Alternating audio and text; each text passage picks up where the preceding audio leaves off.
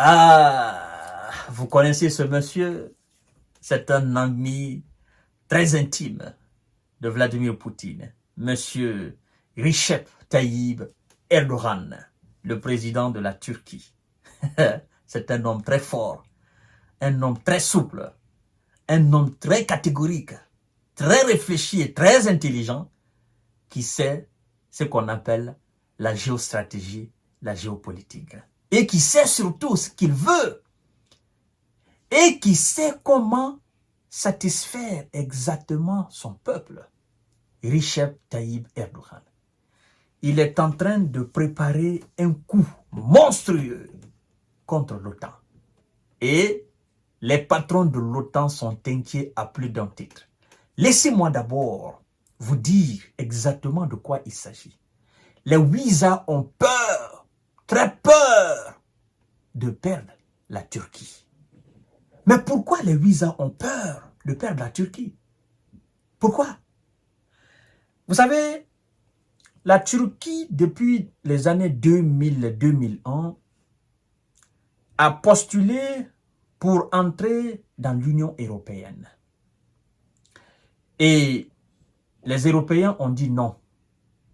La candidature est restée suspendue. La Turquie a tout fait pour rejoindre l'Union européenne. À chaque fois que la Turquie tente, il y a toujours quelque chose qui bloque. La Turquie dit d'accord, il n'y a pas de souci. Erdogan, il patiente, il patiente, il patiente. Mais la Turquie est quand même dans l'OTAN. Elle n'est pas dans l'Union européenne. Vous connaissez la situation géographique de la Turquie. La Turquie est entre l'Europe et l'Orient. La Turquie est entre l'Europe et la Russie, dans cette partie de la mer Noire, mesdames et messieurs. Donc, la position de la Turquie est une position hautement stratégique pour les Européens, pour les Américains, pour l'OTAN. Monsieur Recep Tayyip Erdogan se dit, avec la situation d'aujourd'hui, la situation entre l'Occident et la Russie et ses alliés, les membres du BRICS, je peux profiter de cette situation, me faire une place. J'ai déjà une place très importante, mais avoir une place encore incontournable. Pour ce faire, il faut que j'ouvre les yeux.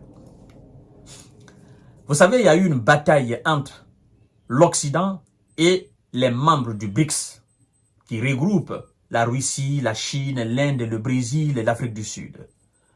La Turquie vient de postuler pour rejoindre les membres du BRICS. Puisque vous ne voulez pas que j'entre dans l'Union européenne, d'accord. Moi, je vais rejoindre les BRICS. Les États-Unis, ils ont appris cette information. Automatiquement, M. Biden n'a pas dormi ce jour-là. M. Biden n'a pas dormi ce jour-là. La Turquie, je vous rappelle encore, c'est un soutien indéfectible, un soutien infaillible à l'adversaire de l'État hébreu. Oui, Palestine. Et donc, en voyant la Turquie s'approcher de la Russie et entrer même dans le bloc des BRICS, et donc, ils perdent énormément de choses. Parallèlement à cela, mesdames et messieurs, dans l'OTAN, vous devez savoir que la Turquie est la deuxième puissance militaire derrière les États-Unis. Et donc, en perdant la Turquie, l'OTAN perd un élément très important, plus qu'important. Plus qu'important sur le plan de la géostratégie, mais aussi de la géopolitique. Vous imaginez? Donc, les États-Unis sont aujourd'hui, ils ont même peur pour ne pas que la Turquie parte. Washington s'inquiète qu'un membre aussi important de l'OTAN comme la Turquie puisse candidater à l'entrée dans les BRICS, affirmait un journaliste américain, Jackson Uncle. Au vu de la politique étrangère de Recep Tayyip Erdogan, une entrée dans les BRICS est probable. ce qui effraie Washington, a déclaré le journaliste. Ce qui effraie Washington. Donc, il y a quelque chose qui effraie les Américains aussi. Oui, c'est surtout tout ce qui sera en fait mis en péril des intérêts de Visa. Ils ont peur de ça. Vous allez voir dans les jours à venir, ils vont évoquer éventuellement une entrée de la Turquie dans l'Union européenne. Mais la Turquie, je crois bien, Erdogan va se dire, ah, donc il a fallu que je postule, n'est-ce pas, pour les BRICS, pour que vous m'acceptez dans l'Union européenne. Et donc, je veux pas, je veux rester dans, je vais postuler et je ferai tout possible d'entrer, n'est-ce pas, dans les BRICS, parce que le salut du monde se trouve dans ce clan-là. Et pour ce faire, les BRICS, en acceptant la Turquie, certainement, vous devez savoir que la Turquie devra sortir, mais définitivement, de l'organisation, n'est-ce pas, de l'OTAN. Parce que tu ne peux pas être membre des BRICS, en même temps, membre de l'OTAN, ça n'existe pas. Ça ne peut pas aller. Soit c'est les BRICS, ou soit c'est l'OTAN. Mais tu ne peux pas jouer le double jeu. Et d'ailleurs, le sommet des BRICS qui se tiendra, je crois bien, au mois de novembre, au novembre ou octobre, quelque chose comme ça, en Russie, évidemment, le Kremlin invite M. Recep Tayyip Erdogan à participer à ce sommet. C'est pour vous dire combien de fois la Turquie est en train de s'approcher davantage des BRICS et est en train d'échapper, n'est-ce pas, les visas. M. Recep Tayyip Erdogan a compris que s'il veut vraiment être un acteur aussi important dans ce monde-là, il faut assumer son indépendance et ses choix. Tu ne peux pas rester dans l'OTAN et vouloir soutenir Palestine. C'est deux politiques différentes. Nous avons vu ce qui s'est passé dans le Moyen-Orient, dans ce conflit-là.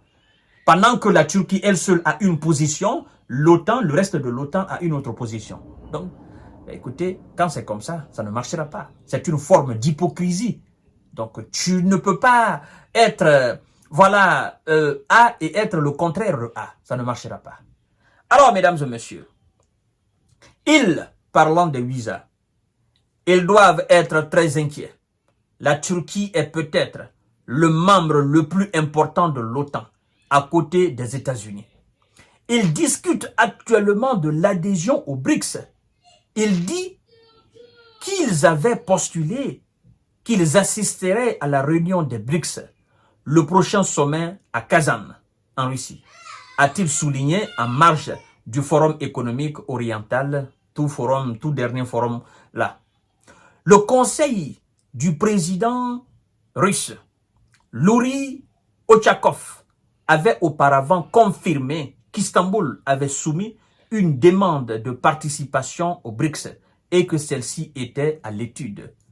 Et d'ailleurs, un membre aussi important auprès de M. Tayyip Erdogan a confirmé qu'ils ont postulé effectivement et ils ont envie d'entrer dans le bloc des BRICS. Et donc, les visas sont devenus, et actuellement les visas tremblotent. Et les Européens se disent, mais qu'est-ce qu'il faut faire? Est-ce que c'est du chantage? Hein? Nous avons refusé le gars depuis maintenant, depuis les années 2000, 2000-2001 jusqu'en 2024. Là. Ça fait quelque chose de 23 à 24 ans comme ça. Nous refusons la candidature du gars parmi nous ici en Union européenne. Et il est un membre de l'OTAN. Mais en rejoignant les BRICS, ben nous perdons un membre important, plus qu'important géopolitiquement et géostratégiquement.